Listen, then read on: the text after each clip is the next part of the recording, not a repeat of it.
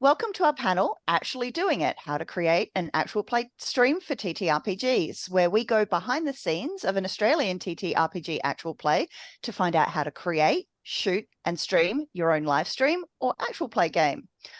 I acknowledge that I am hosting this panel from the lands of the Wurundjeri people. I also acknowledge the traditional custodians of the various lands on which you are all attending or watching today. I pay my respects to all elders, past and present, and acknowledge and celebrate the diversity of Indigenous peoples and their cultures and connections to the country and waters of the world. My name is Nefsis, though you may know me as Melissa or Alice Barr. I'm joined today by cast and crew members of Red Centre by Night, a Vampire the Masquerade actual play set in Australia. If you would like to introduce yourselves. Hi, my name is Serena, and I am the storyteller and director of Red Center by Night. Hey everybody, I'm Matt. I play Winters and I also lurk behind the camera. Hi, I'm Hollow and I play Sol, part of the Camarilla. Hi, I'm Joel. I play Tristan, or Trist, the greatest member of the Second Inquisition in his opinion. And I'm Tara. I play Lorna from the Bahari group. Amazing. So let's get down to some juicy questions, shall we? We'll start with one for Rena. When you're deciding to make an actual play, how do you come up with your concept for something that you want to stream rather than a home game? There's a lot of things that goes into a concept. One of those is thinking of the settings of your game, which I based upon where I was living at that time for, almost 6 years, Alice Springs. And that's called as the Red Center of Australia. In a home game, it's easy to just run the game as long as you want, like how many episodes, like let's say 100 episodes, and you can play that all throughout. But when it comes to an actual play that's streamed, you have to think about how long do you want to stream this? Like how long does the season run? You cannot just go, oh, this is how long, let's say 15 episodes, this is how the season 1 would go, and then 8 episodes for season 2. No, you have to keep it consistent, and you have to ensure to keep everyone on board with that idea that everything will be fast paced in a way, but without taking away their decisions as the players. If they decide to go somewhere you completely don't want them to go, just move the big baddie in there. That would never happen. The game is pristine and does never get annoyed or messed up by player decisions at all, ever. Awesome. Thanks, Rena. Matt, as the person for Red Centre who sets up the cameras and the audio, one of the first questions that people think about when they're considering streaming a game or doing an actual play is, what equipment do I need and what should I look at getting into? Do you have any advice for anyone out there? Yeah, so in terms of equipment, I think a lot of people may fall in the habit of overthinking it. Hi.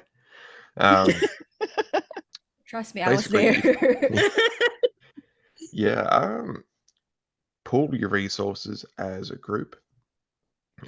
If you've got mobile phones, you've got cameras, and you want to prioritize sound above anything else, especially if this is going to be like a streamed game, because you can have so-so video, people will be happy with that, but if your sound is bad, it can be very grating on the audience. So make sure your sound is crisp and clear. If you don't have a massive budget, which we can only hope we have Critical Role budgets, right?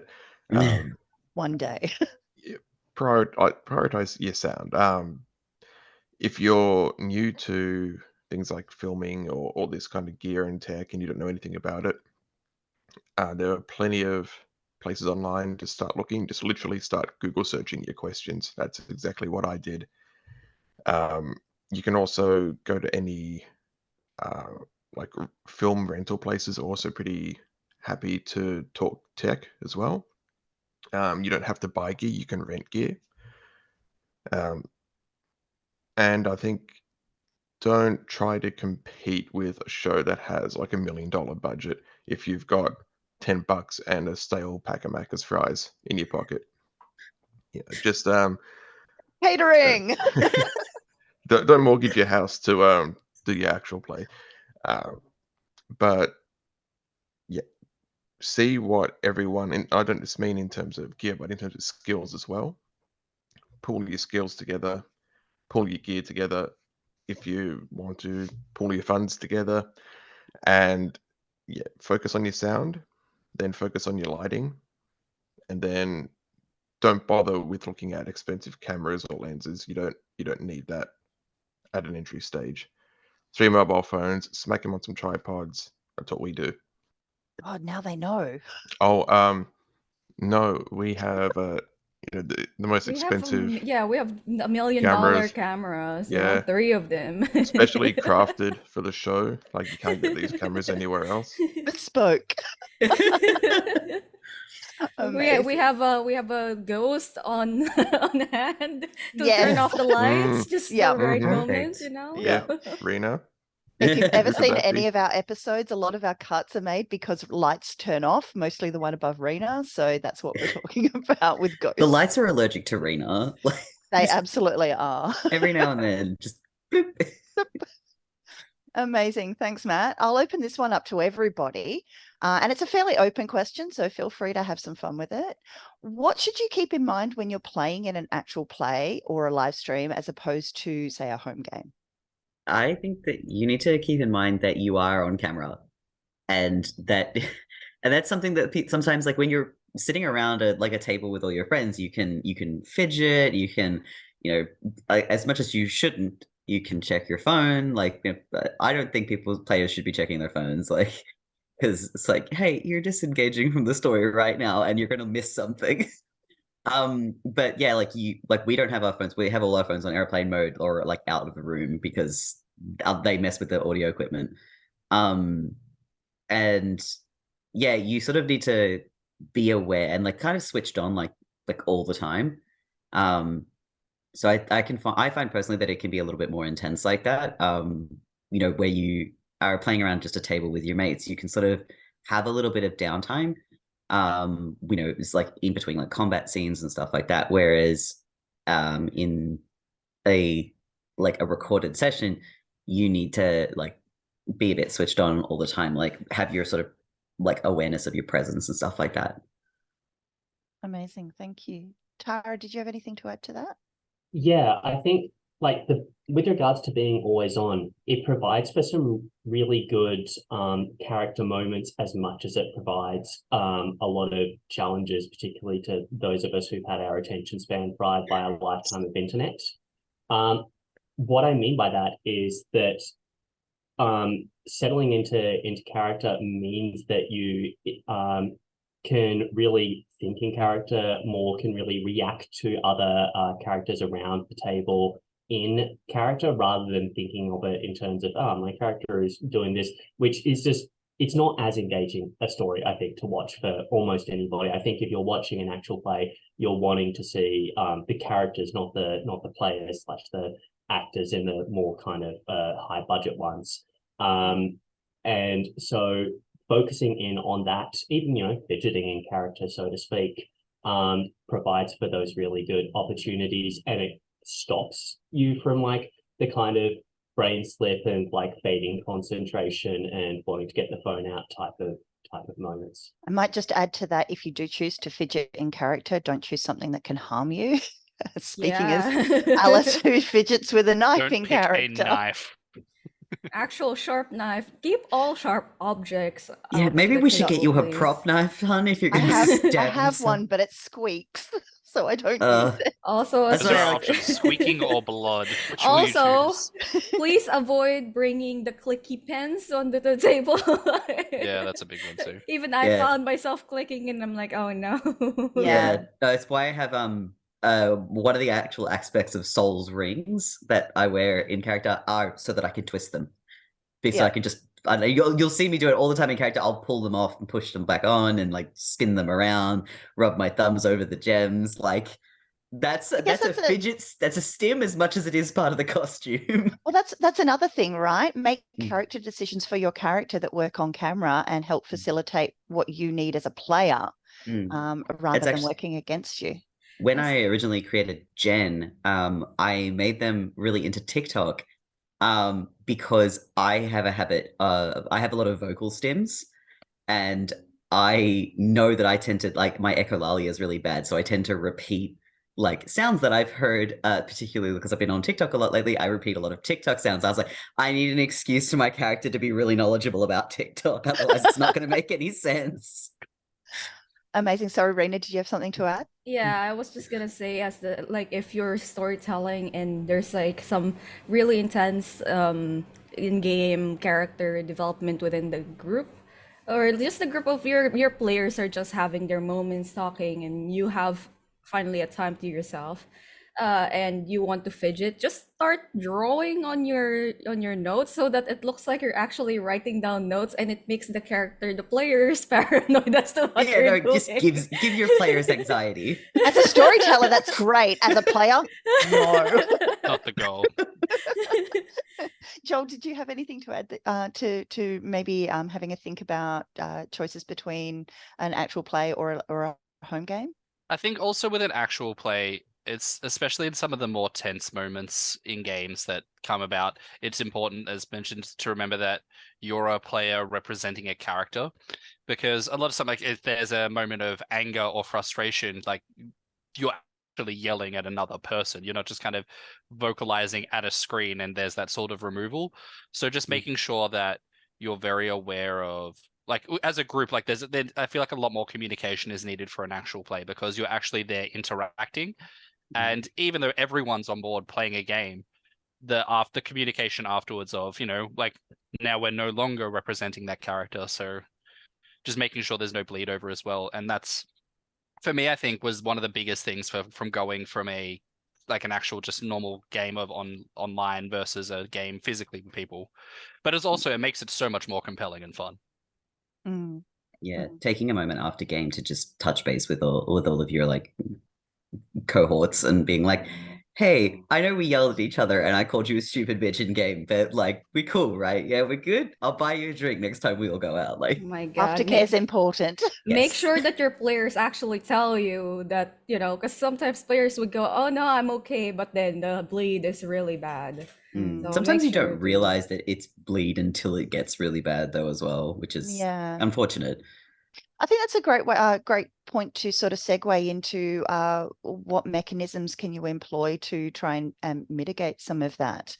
I know, Rena, you've employed one with Red Centre by Night that actually helps you with your editing as well. Can you maybe tell us a little bit about that? So is this the what do you call it? Is this the bowl? Yes. Coin. The bowl. Okay, bowl. so I have looked through like the lines and veils, and I've seen like X cards or like the stop and the red signal thing that was written on the book.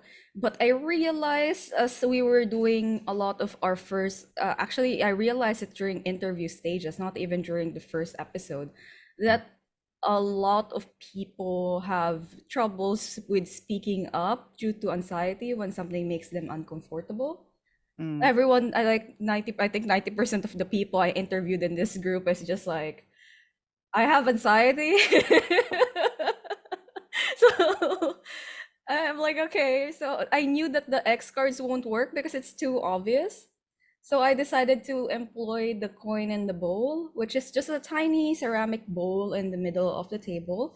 And you throw a coin in there and it makes a noise. You don't have to like raise your hand or you don't have to say anything. You just throw the coin into the bowl and it makes a really distinct sound that everyone in the table can hear it. And we stop what's happening right now. And we talk about like, okay, so this is what we're going to avoid. And then this is what we're going to do. Okay. Because it's easy in a pre-recorded game to just stop it. On a stream game, we'll just, you can see all the things like, oh, we stopped with this because of this. Or like, you don't even have to provide the reason. We're just going to avoid this whole scenario altogether kind of deal. You don't have to be afraid. Like, you can always employ other things. Like, if you are in a stream game where your phone doesn't bother with the equipment, because our problem is the audio equipment is and the phones keep on having weird interactions. I don't know what's happening, but if you are in a stream game where that's not a problem, then just use your phone to message the storyteller and just have the storyteller on at all times to check if anybody's needing to can we avoid this topic, because sometimes people don't know that it's a trigger until you're on the table and it's actually happening. That's a really good point. Thank you. Yeah. The amount of times that I've seen stories from other groups where there's been issues and it's basically boiled down to the players didn't know that it was a problem until it became a problem. So I guess, yeah, that's something that maybe new people starting out should be aware of and maybe not see elsewhere. Thank you for sharing that. I've got another one for Rena. As the storyteller and the driving force behind Red Centre by Night, how did you pick your cast and crew, and are there any learnings that you can share on that part of the process? Oh yeah, I took the blood of the I picked it from the Goblet of Fire. No, I posted on Facebook. It's so boring. It's so boomer. But that was during the height of the pandemic, I think 2021. Yeah, 2021. I think the later stages, I think around August, I was going to go home to the Philippines, and I stayed in Melbourne for a week, and then I was like, what would be fun to set a game that's in Australia, in a very remote city that nobody has ever heard of in Australia. But yeah, I picked the cast because I just posted interview form on Facebook group of Vampire the Masquerade, going hey, anybody want to join blah blah blah, this it's set in Australia, so it would be good if you're in Melbourne, because that's where I'm gonna be doing the actual play. And a lot of people message, a lot of people set up meetings with me. So when I was in lockdown, I was in quarantine hotel at that time, so I was just interviewing people, and I pick everyone based on their vibes. There's no other thing. There's Vibe just check's vibes. important. No thoughts, only vibes. Yeah. It's super important to actually check the vibes with the people around you, even though some of them look like cavemen walking and showing their whole house to who's interviewing them. I had the caveman hairdo to go with the look. It's absolutely glorious. I hope Rena's got a recording somewhere. I know. I recorded. I would love I to wish see I those did. interviews one day. Yeah, I want Yeah. to see that. Yeah, I to wish it interview didn't a person. happen.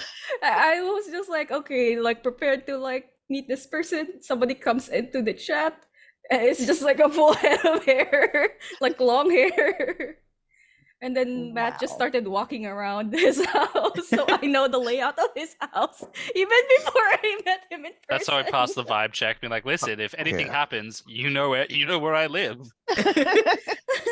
Everybody watching, I'm in danger. Send help. Blink twice. Oh my god. Yeah, everyone. I had a good feeling about everyone I picked in here, and yeah, that's how it went. And then I just asked people I vibe with, hey, do you know anybody else interested in joining? But you also ran a bunch of one-shots to try and get group dynamic. Is that correct? Yes, that's correct.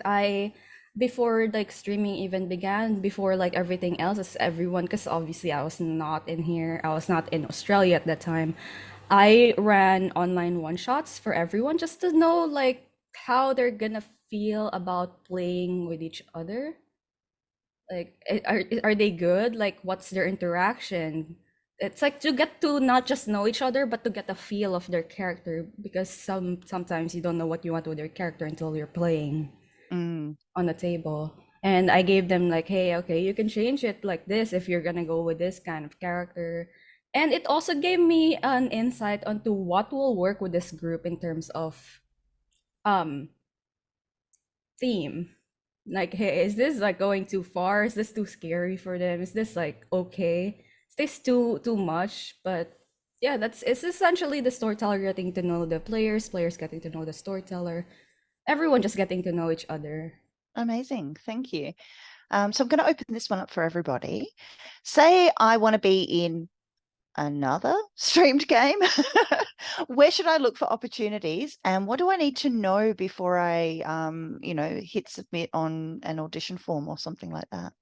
So I think that something that's useful is to be willing to go with what the storyteller wants and what the group needs, but also to have ideas of your own. Don't just, it's like if you're asking someone out on a date, you don't just be like, oh, I'll do whatever. What do you feel like? No, come in there with an idea, and then you can work it depending on what's going to work for multiple people, like have some kind of area of connection. So for example, I was really attracted to this idea because of the setting of Alice Springs and the way it hasn't really been explored, and I really enjoyed my time there, and getting to know it from that kind of angle. And the other kind of part of this is like, don't wait for somebody else to do it. Like, I mean, this is actually doing it, this panel. Like, you can go out and do yourself. It's like, don't wait to like join a band that somebody else has started. You can start your own band, right? Take kind of initiative on these things rather than waiting for the opportunities to come to you, because they just won't. Yeah, Absolutely. I think what Tara's saying as well is like that it's a thing amongst all like tabletop role-playing communities, is everybody's hurting for dungeon masters. Everybody needs a storyteller. Like, and there's people who've been storytellers forever who are just like, please, I just want to play a game. So as Tara said, like, do it yourself.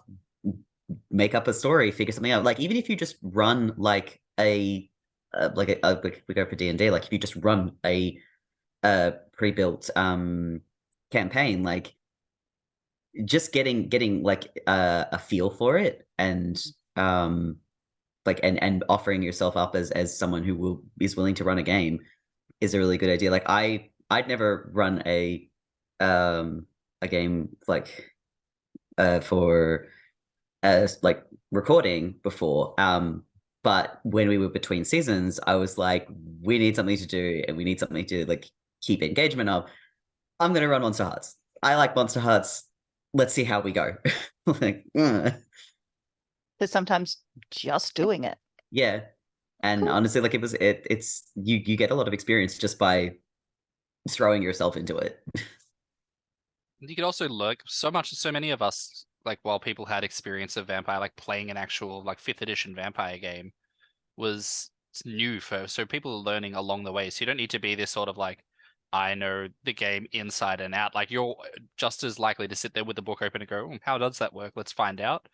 Then like, you don't need to be this absolute, like, I know the book back to front. Like, we all frequently are kind of like, let me just double check how that one works again. Yeah, what happens in this circumstance? I would always go like, I think that's how it works, and then looks towards the off camera, and then see everyone like nodding like Yeah, with the people with the books, like, let me just check quickly that. flicking through the books. Yeah. Yeah, So like, like, yeah, that's how I think you need like resolve and composure. Look at the Yeah. like we're into the second season. I think just the other week, like during a episode recording, I had to roll something. I was like, what do I need to roll for this?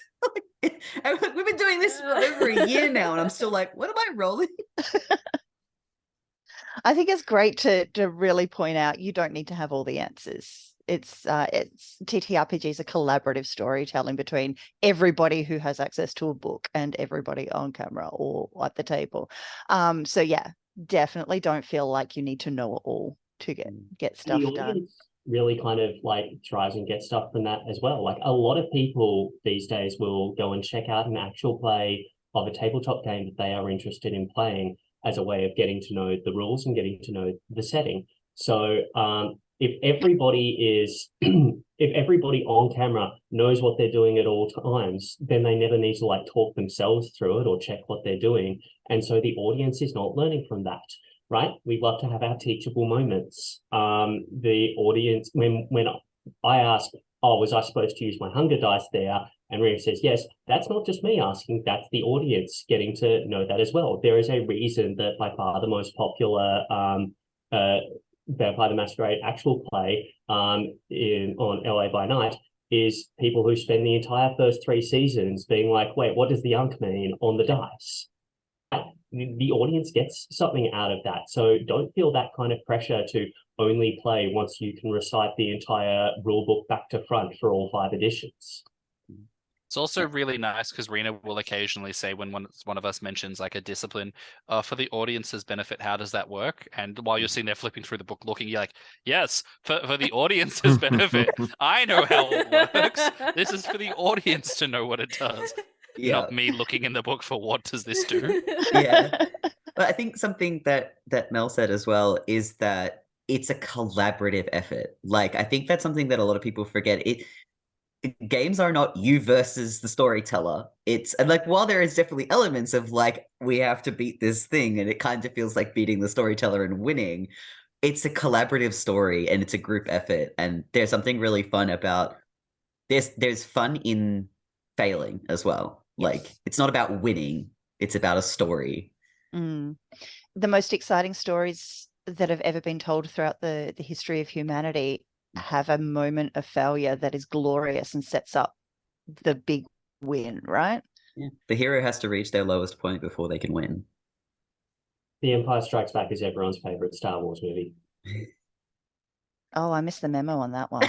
Yeah, I refuse to comment on that statement, but I can understand what you're saying. I empathize with the sentiment. Yeah. What is Star Wars?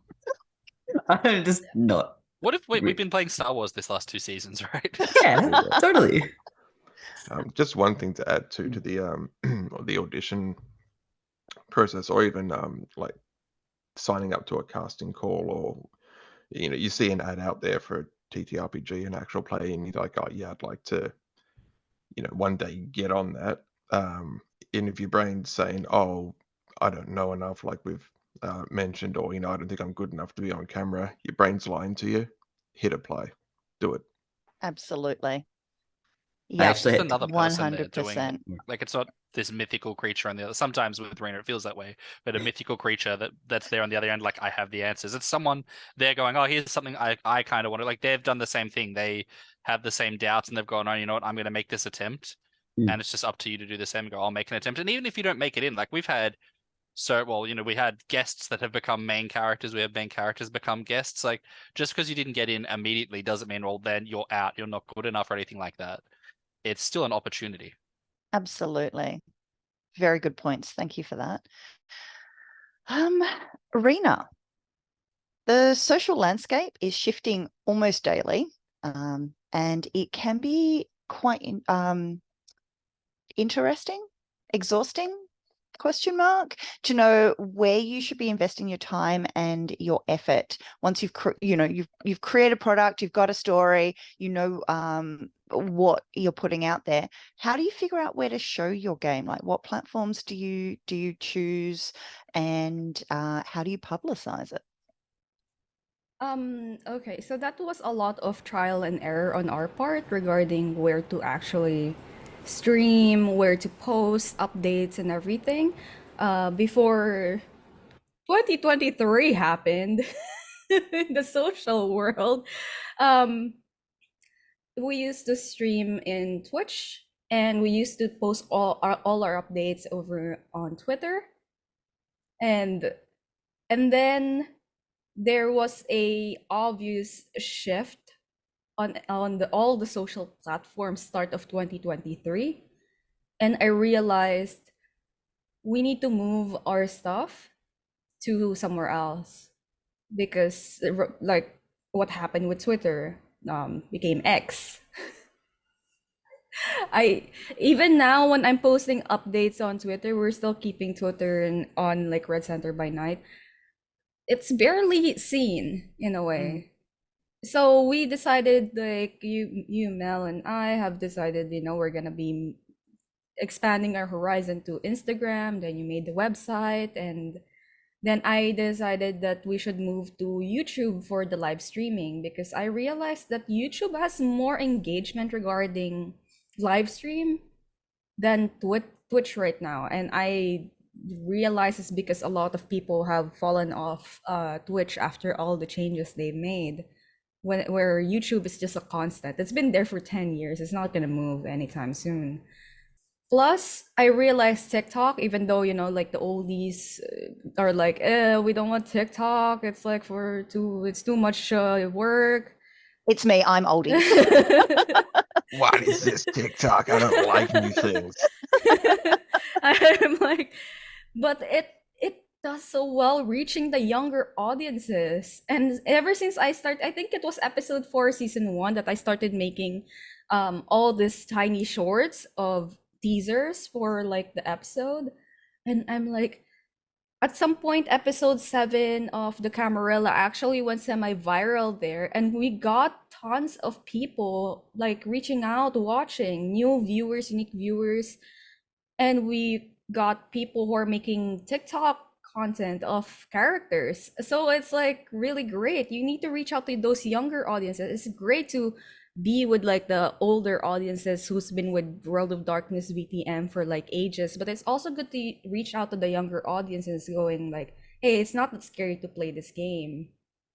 Like, do you wanna like learn how to play the game with us while, you know, we do the actual while we're play? learning how to play the game as well. Yes. Don't be scared, you know, like it's fun.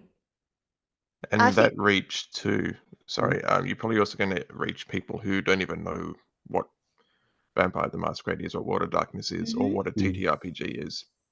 Yeah. So it's a great way to get out of the I don't want to say echo chamber, but like The spear. the people who are going to watch it anyway, and introduce people who are like, oh, what's this? Yeah, like Matt was saying, like you're not that the sphere, as Rena called it, of people who know and like, you know, World of Darkness games. They're not gonna be around forever. We need to bring more people in. We need to infect more people so that we can keep the love going. Come We're to the talking about the Vampire game, right? Council. Sorry, we need to embrace more people. That's better. I'm just gonna make a note that you said that. The Second Inquisition is always listening. I think as well, you really hit on something there, Rena. Don't be afraid to experiment. Don't be afraid to change it up. If something's not working, go try something else. If, you know, something new crops up, give it a shot. Try it. Unless it's, you know, costing you money or time or stress or effort, just try it. Okay. And also go where your audience is. That's a big overriding premise for anything social. Don't use a platform because you're safe and you like it. Go and find out where your audience is and go and use that. Amazing. Sorry, that was me donning my marketer's hat for a little bit. Anyway, back onto the questions. This is for everybody. How do you balance playing your character with their own drives and desires and needs and wants, while still keeping in the back of your mind that you need to make compelling viewing for the audience? Obviously, that's a bit of a balancing act, and I'd love to know how you've approached that. I mean, I come from a LARPing background more than tabletop. So while I tend to have like a vague goal idea of what my character wants, I am a very fly by the seat of my pants kind of player. And I'm nothing if not a lover of drama. And I'm just like, okay, well, what can I do? Like, Really? yeah, there's like purely by accident, I maintained my shtick of always crying in character. Every single LARP or tabletop I've ever played through, like to a full completion, I have bawled my eyes out in character. Yeah, like there's not a lot of thoughts going on up here when I'm playing. It's all very instinctive, I guess. But again, I come from a LARP background, a drama background. I like theatrics. So my sort of thing is, well, I'm not thinking about it the most, like you know, in any in-depth capacity. I am sitting there going like, but if I did this, I bet it would be really dramatic. Drama, like- drama, drama. Looks like Camarilla season 2. Shh, no, don't talk about it. I We're making want great choices, to Rena. know. Great choices. Keep watching season 2. Find out Yes, how great watch these us- watch choices us. are. Yeah, Hmm. watch these choices go off. Look at Bahari season 2. Choo choo. And I We're the guess efficient the, ones this time. the other counterpoint to that is that remember that it is a collaborative storytelling. You're part of a group of players. Like, I think every TTRPG player has at some point had to be told you're not the main character. And if you haven't been told that, then either you're a miracle baby or people have been afraid to tell you. You need to be told it. Exactly. Right. So just because you're not doing anything to personally engage the audience doesn't mean the audience isn't engaged. Like, if a couple of other people are having an amazing character moment, you don't need to insert yourself into that. You can just like sit back and let them go at it. Think about the group dynamic. Think about what's going to make interesting viewing. Think about what's going to move the story forward in interesting ways, right? You can sometimes be there, in a supporting role. You can sometimes be there in a background role. So you can sometimes be there with the spotlight all up on your business, right? It's about reading the room and reading the people in the room with you to be able to know when to do that, instead of just thinking, well, my character wants this. And so whenever we're not doing anything to do with my character, the audience should be asking, when are we going to do things to do with my character, right? No one needs to be that. I need to make a note because that is an amazing topic, piece of advice. Thank you so much. I really think that more people need to know that it's not about the spotlight being on you. You are all in the spotlight, and you have your moments in it, right? Matt, did you have anything to add to that? Yeah, really good point. And I think one of the best ways to kind of deal with that before it becomes an issue is have, like, we did, get together as a group of players and go, okay, this is what we're trying to achieve as a collective group, and then here's our kind of individual goals, desires for our characters. And you don't need to like spill all the beans. You can keep your secrets, but at least that way everyone's got a general idea of the directions people want to go. So the group effort isn't going to exclude a particular, character's arc or whatever, if everyone's aware of it up front. So communication is key. And yeah, like some episodes you'll find feature one character more heavily over another. Just like your favorite TV show will have episodes, focusing on one character over another. Take those as blessings to be able to sit back and turn your brain off. Oh yeah. Because if you're and anything then like me, it's improv is hard.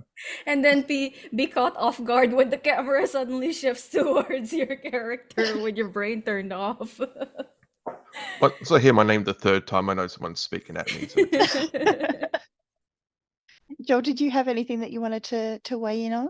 I think for me, one of the biggest things learning about this is I was always like, because Dungeons and Dragons was sort of the first, which I imagine a lot of people, especially in today's age, people getting into as TTRPGs. I was always like, what class would I be? And a lot of my characters were built on how I'd imagine myself. But what I found is, for me at least, it's always such a struggle because there needs to be such a separation between the character and the player. And if you make a character that is essentially you don't have that separation. So when someone attacks you in character, like an NPC does it, you then feel a visceral reaction because it's essentially an attack on you. And what I think one of the biggest things out of this that I learned, that it's like, this is what's important, which speaks to Tara's point of the collaboration, that it's fine to have secrets, but it's have secrets in character, don't have things out of character be secret. Because what you can then do is exactly that. If someone's having an episode of this is their focus, you're not out of the focus anymore, because it's all about the story of how that individual got to that moment, and you're a part of that story, just like when you have your moment, they were a part of yours. But having the clarity of this is where we all want to end up, and having a unified decision of this is where we all want to go, it means that even when those moments of other people are in focus, you're still there because you were a part of that story of how you got there. So I think it's more just to reinforce exactly what Tara said. There's no main character, it's a main group, and it's about how you all reach your end goal. And then there's individual moments for each where you can focus on it. There shouldn't be, I think, an argument between how, like, no, I haven't got enough, because it's the collaboration, it's the story. And that's always, I think, the primary goal, making sure that it's a story that you're telling for the audience to watch, as opposed to it's a story about you as a player, especially in like a live action role play. Perfect. Yeah, and it's not a competition. That's what people Absolutely. keep on forgetting. It's not a Yep. competition. If you want to be in the spotlight all the time, go do a solo TTRPG. Perfect. Thank you. This one is for Rena.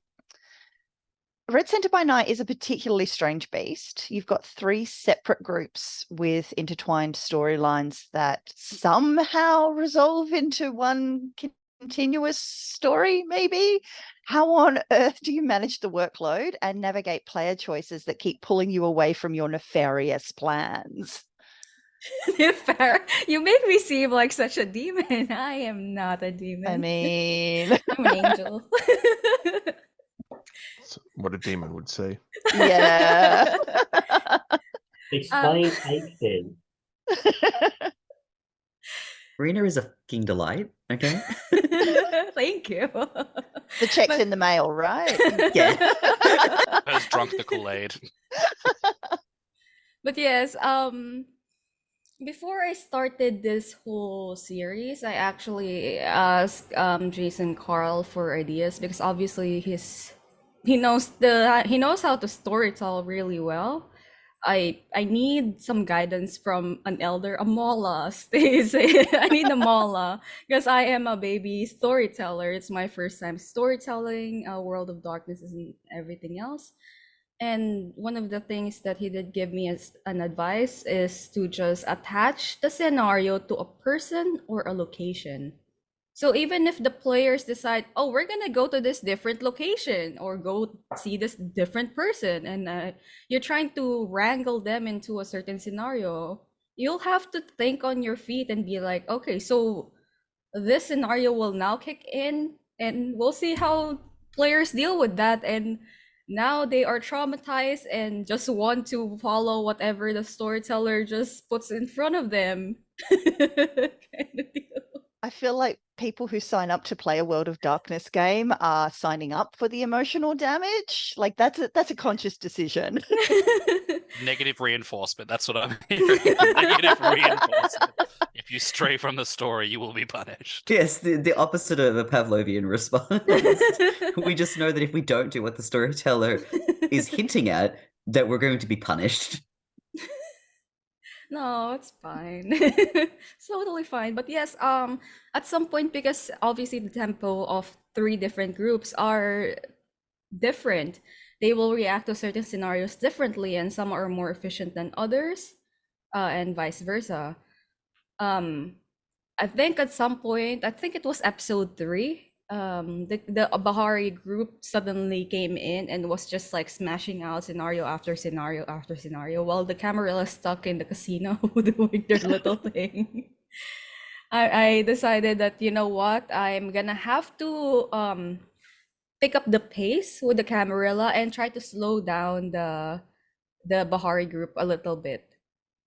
And then the SI, I don't know where they went. They were in the van. I'll try and figure out what the SI wants after they figure it out themselves, but I have to like kind of rein in a little bit just to ensure like, okay, this is what's gonna be happening, and just have a rough draft of what you want to do and ensure to follow that, because it will come out like people would go like, hey, why is Delilah here in episode 4 of the Camarilla, but she is also there episode 3 of the Bahari. Why is this happening? And then they watch a little bit more of the Camarilla and they're like, oh, that's what happened. So it's just the thing of balancing everything really, and having a rough draft. Don't write a full story. Don't write it all like, oh, this is what's gonna happen, blah blah blah blah blah, because that's railroading your characters, your players, and you don't want that because they will go off track. They will find and attach themselves to an NPC who didn't even know was gonna be a big thing. So what I'm hearing is if you are crazy enough to take on multiple groups for the same game, be okay with having some wibbly wobbly timey wimey stuff. Just be an agent of chaos, live in it. Be From the chaos. angel, folks, you heard it here. Amazing. Another one for everybody, and I think this kind of harks back to something that we touched on earlier. How is being on camera different to being at a home game, and how do you keep yourself engaged when the spotlight isn't necessarily on you? I know we said, you're having a moment to switch off the brain and watch the chaos unfold, but I'd love to know if you've got any specific techniques for staying engaged, not falling asleep at the table after a really long recording session. Make notes. Make notes. It's something that not only helps in the moment because you are actively concentrating on something, you're doing something with your hands, which can really help with stopping the mind from slipping into sleep mode. But then you've got something that you can go back later when, something in, say, to take a completely random example, season 2, episode 3 reminds you of something that was just mentioned offhand in season 1, episode 6, and be like, holy shit, there's a connection there. And then you can, both in and out of character, enjoy that. And then the other bit is like be in a group with a bunch of like really sick players where you are always just like enthralled by watching them at work and seeing them do really amazing stuff. Like, yeah, like you wouldn't be drifting off if you're watching this at home, and if it's boring enough that you would be drifting off watching it there, then you guarantee it's going to be like that for the audience. So think about engaging with the people around you, and that then means that you've got more things to pull on for making good character interactions with them. Amazing. Also, yeah, as Tara said, like there's something like about watching the other players go that is just really, really good. It's just like I'm never bored. I'm never bored because I'm always just like, what shit are we gonna get up to next? Like what chaos is about to rain down upon this tiny little group from one insignificant thing that one of our players did. And like you're like a player will say that they're going to do something, and my brain instantly starts ticking over, just like, okay, this is all the ways that it could go wrong. How can I fix it? And start like you'll see me a lot shifting through all my like ability cards, because that's my easiest way to keep track of all my abilities. And I keep shifting through all my ability cards, going like, I can use this, and I can use this, and I can use this. Like, what can I do to like steer this in the right direction if I need to? I love that your default is, how can this go wrong? Absolutely. It's a lot like setting children just loose into the world, because you're sitting there watching going, no matter what happens, I'm going to have to deal with this, so I better pay attention. Have you seen the Camarilla group? There is a bunch going of to be a feral mess animals at the moment. It is going to need cleaning up. I guess I'm going to have to do it. Sol is also like at this stage in particular, Sol is like very, very protective of the Camarilla group. So it's like instantly just like, if something happens, I need to be able to fix it. I feel enough, like... sorry. No, go for it. I'll say weirdly enough that I find that you need more communication playing face-to-face than not, which I wouldn't have expected. But yeah, like since in a lot of games I've played where it's on the screen, I think it's because there's an extra level of investment when it's you portraying the character there in person with others. So having the communication sitting down is always key. We're also very fortunate that Rena's, as the agent of chaos, has convoluted plans, so you don't have time to be disinterested because you're sitting there, as Tara said, making notes, going, "What the hell is happening?" Like, because if you don't take notes, it like the world doesn't stop just because you don't remember who that character is. So if you haven't noted down and gone, "I remember who 9 is, or 8 is, or 7 is," it's like, don't worry, the NPCs remember you, and there will be consequences if you don't remember it. Oh yeah, Just the the note number gets takers. my heart going. Hey, it's just the note takers. It's quite accurate the moment I start describing some things happening, and then I look at the avid note taker giving me this look. And then them suddenly like shifting and going Yep. looking through their notes. I'm like, damn, the tidbit I drop at the start of the season is finally We all have the Leo DiCaprio of the just staring at Rena like, what's going on here? I feel like there's a lot of background noise from Tara and my table of us just going, hang on a second, did you? Yeah, I heard it too. Shit. What was I feel that? like What was that? it's less of the Leonardo like DiCaprio squinting. It's more of the Oh, I was thinking that like Brazilian bisexual with the maths in front of her face. Yes. Just, like, Yeah, what? I've spent far too long doing that in these games, just sitting there, just being like, and just experiencing existential crisis. Oh my So god, I Joel think- with the secret werewolf group. they're out there. They're out I there. know what the Camarilla are up to, so they're not so secret anymore. No, Joel, I'm with you. Secret Yeah. werewolf group. Secret werewolf. I want to see the panel where the werewolf group sit down and talk, so I can finally find out who's playing them. I know you're out there. Whereas Oh, no, I but feel then- like I'm just the guy standing in front of the red string board. Yeah. Oh, yeah. It's a million and one conspiracy theories. It's really fun. I don't like sometimes like players will sit in on other games either like not even as a guest, but just like sitting in the background. And there's such a task in not making faces. Because I've only done it once, and just sitting through the entire Bahari episode like no, don't make a face. Don't do that. Oh, What do you know?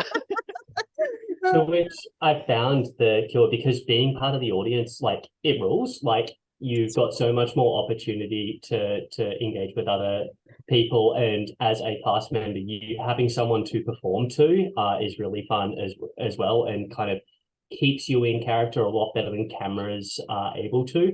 But throwing a few misdirects, like perking up at something that has absolutely no meaning whatsoever. It's just great for getting the paranoia going in their little brains. Once again, the Bahari just throwing curveballs. It's always fun as well because we've got the 3 different stories. So because they're all interacting, like we with the release of the videos is obviously a little bit down the line from when we recorded it. So if you don't sit in on the other group stuff, if sitting down and watching the episodes as they come out, you end up just sitting at home just experiencing that, just being like, oh no, because you remember like there'll be an NPC appearing in the Bahari group and you'll remember that NPC and be like, oh no, I told them everything. They gave me ice cream and I trusted them with my secrets. And then you see them on screen being portrayed, being like, yes, we're going to kill everyone. You just like...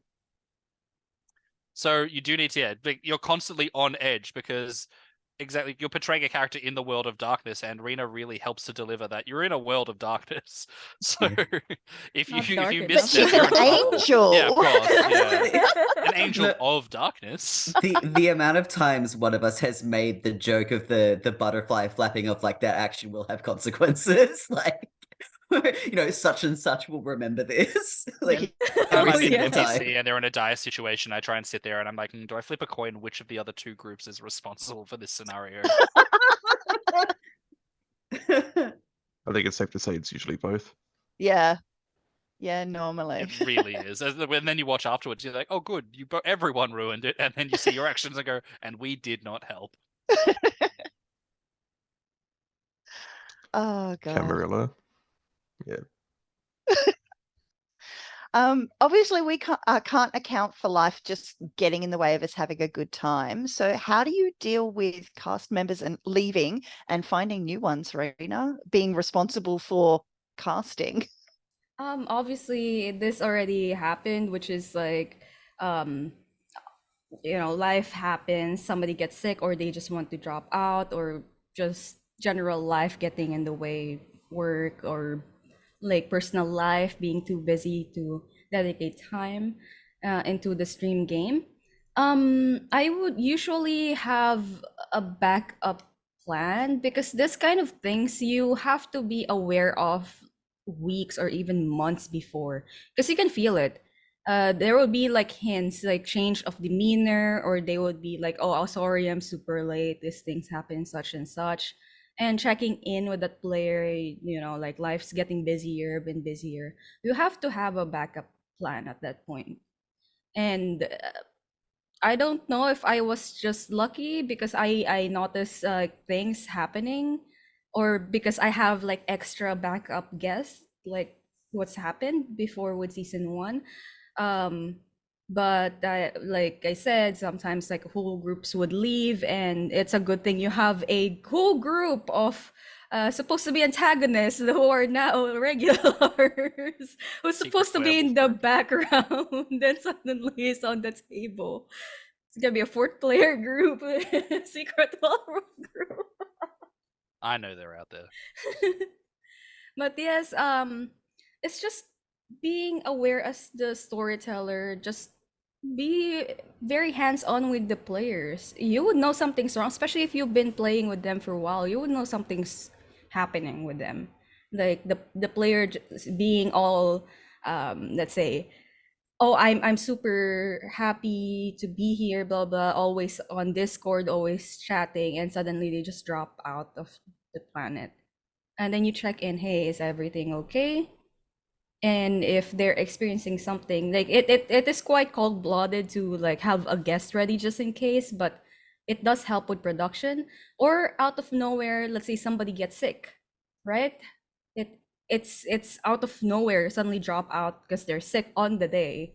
You can always just call the partner of one of your players, being like, hey, can you wake up your partner and be a guest for this one episode? We could just make an excuse why the main player is suddenly out of nowhere. And just have this one guest to keep everyone busy for a while so they don't notice that a player's Chaos. gone. Chaos. And I guess I would extend that to the cast members. How do you deal with, group dynamic when you do have shifts in cast or shifts in in the case of the Bahari for this particular group, being risen from the ranks of NPCs up to actual player characters? I would say the best thing in preparation for it is socializing with the group beforehand. So, go out for drinks, go out for lunch, dinner, just hang out, go see a movie, just anything outside of the production itself. Get to know the people, and you can swap all the members around. It doesn't really matter. It's like a big friendship group. Everyone's going to get on. Yeah, I think the problems would arise when everyone is separate, don't socialize, not really coming together as a group, and then you start switching people around. That's when they can get uncomfortable, nervous, or if people have anxiety and they don't know the other people.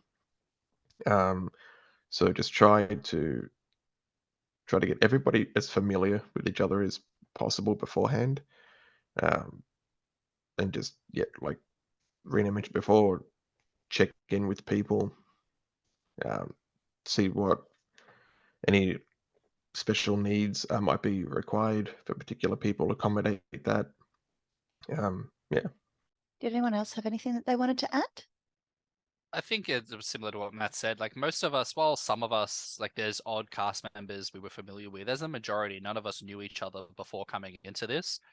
And while there was definitely like there was a large period of getting to know each other and learning exactly that, just making sure that you make an effort to at least like get to know each other overall. Like not, it doesn't have to be a every session sort of thing, but just like I don't think that like everyone in here like I've either done a one shot with or at least like had sat down, had a chat, shot a message to, something like that. So that way that there's at least something to build on, and also being mindful that when new players come in, that it's, again, because we're like, wow, we didn't know each other we know each other quite well now. When someone new comes in, making sure that there's an effort of like welcoming them in, because it's so daunting to be the new player into an established group. And we do have new players coming in and out, but like, while season 2, we're fortunate enough to have MK join. But I'm just making sure that everyone's like, yeah, come in, join, chill. And like as I said, like, people have caught up for dinners, people have caught up for lunches, like everyone's seen each other frequently. Like, people were out last night together, sort of thing. Like, everyone, you become friends with the people. And even like, there might be some people, which I like, at least I don't think in our specific case, we're very lucky this has happened, but even in other groups, like, there'll be times when maybe you don't necessarily gel with a person. Just making sure that, like, finding some common ground and going like, you know what, like, we're here to do this, let's just chill out and do it. Like, there's nothing wrong with going like, I don't want to really hang out, or this, I want to keep this sort of separate. As long as you're making an effort to just do the best you can with what you feel comfortable with, then no one can fault you for that. Mm. Building on what Joel said in a previous answer, right, with regards to keeping your character separate from you as a person, and how a big part of that is keeping other people's characters separate from other players as people, particularly when the conflict starts arising, right? If you don't have that that interpersonal trust there, then it's a lot harder to do that that aftercare and that check-in. So like getting to know the other players really helps with being able to make sure that the in-character drama stays in character where it belongs and can be entertaining instead of spilling over. If you know someone and you hang out with them and they're your mate, it is a lot easier to separate, wow, this character just did something that I want to slit their goddamn throat for, from I don't want to slit the throat of this person, they're my friend. You like killing your character. Who would do that? Hollow, did you have anything you wanted to add? Just on that, I killed most of my characters I've played in LARPs before. I'm notorious for it. I didn't really have a lot to add, but yeah, what everybody said, it's a really good idea too. Like, even if you don't get the chance to hang out, like, because I know the Camarilla group in particular is quite separated. Like, because I live way out of the city and am not a super social person. But we always catch up like before games. We spend a bunch of time socializing before games, and if none of us have anywhere to be after game, we'll spend a little bit of time socializing after game and just checking in with each other. And yeah, it's just important to like make the effort to like engage with the players as people rather than as characters. Amazing. Yeah. I think remembering you are first and foremost people who are doing a thing, and the connections you create between people is what makes the magic, really. You see that on camera as well, right? Amazing. I've got a bit of a random question here for you, and it's open slather. Feel free to go as crazy within it as you want. What is the most surprising thing about your experience of running or playing in an actual play? I personally, one of the most surprising things that I didn't know I could do is to switch from just straight up bawling my eyes out to like evil face. Especially with the season 1, like the Bahari episode where I was just saying I'm sorry and about to cry, and then like, oh wow, okay, evil. But she's an angel, Fred.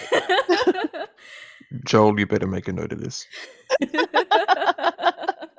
I've been furiously note-taking the whole time. This isn't a character. I'm here to hunt you all down. Yeah, I didn't know that it was On the possible job. for me to do that.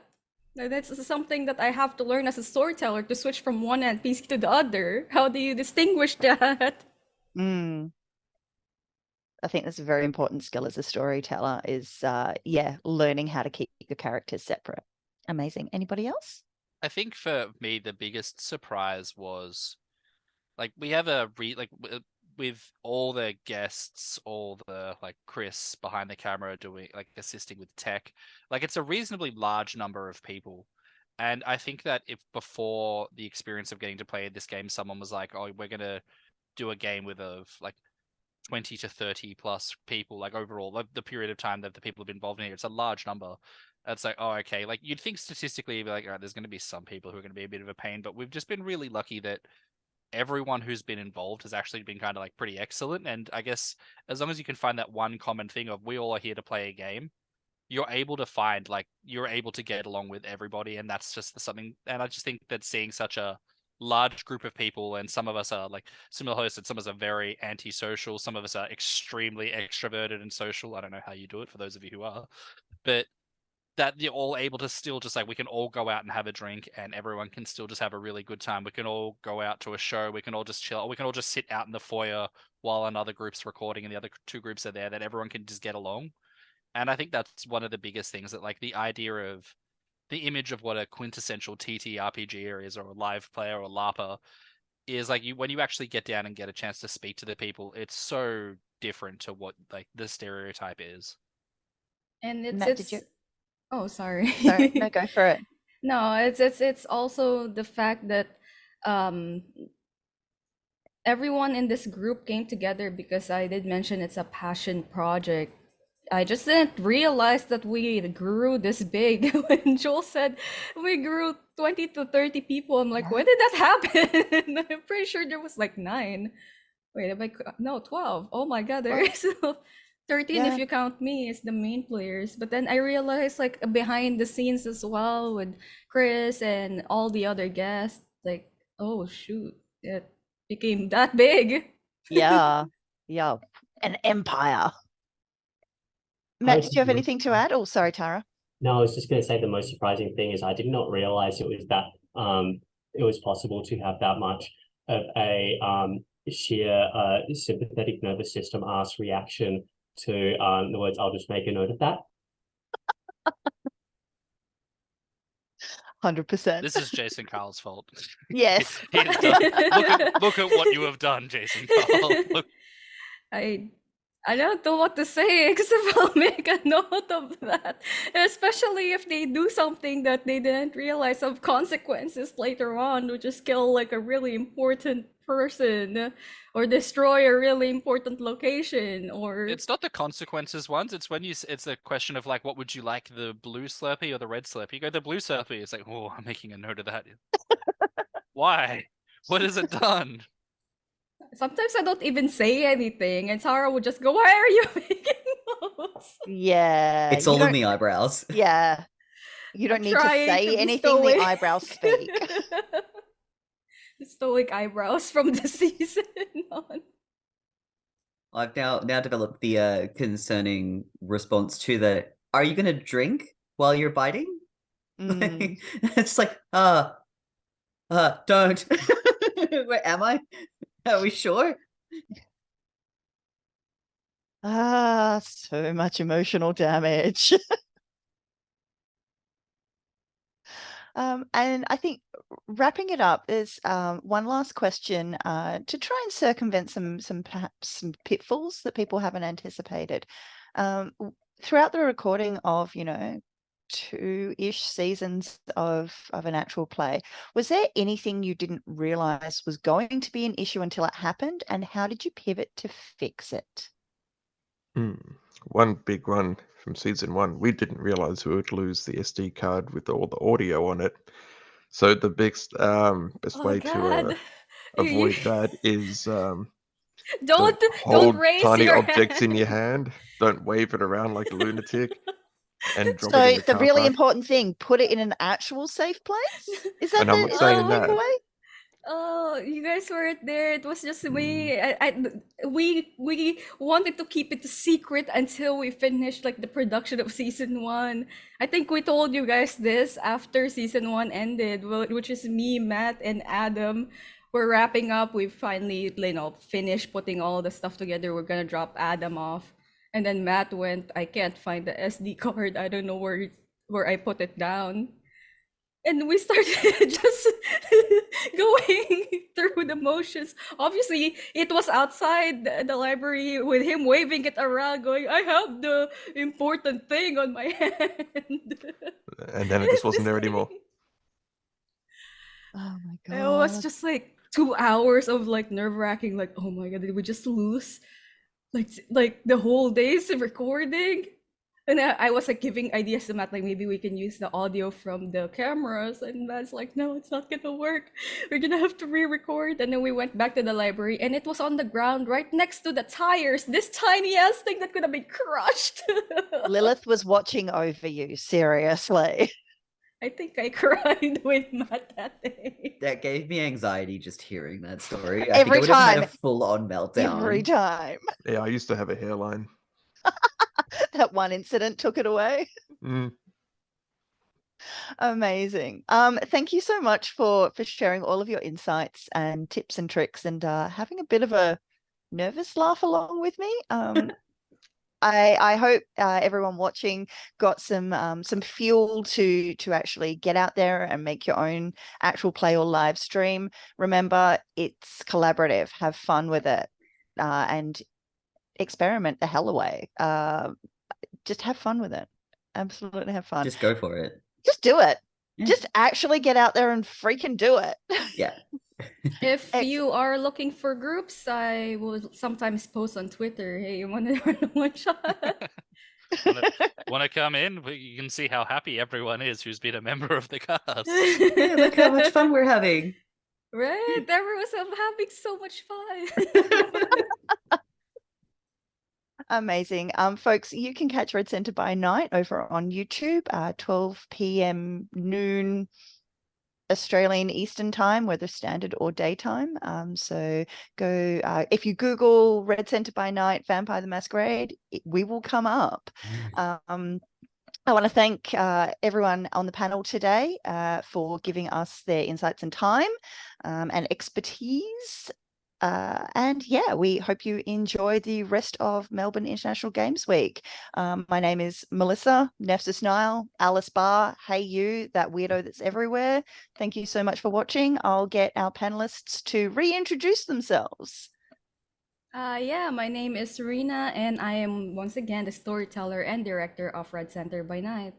I'm Matt. I'm playing Winters and also behind the camera. I am Hollow, and I play Sol, the very sad member of the Camarilla.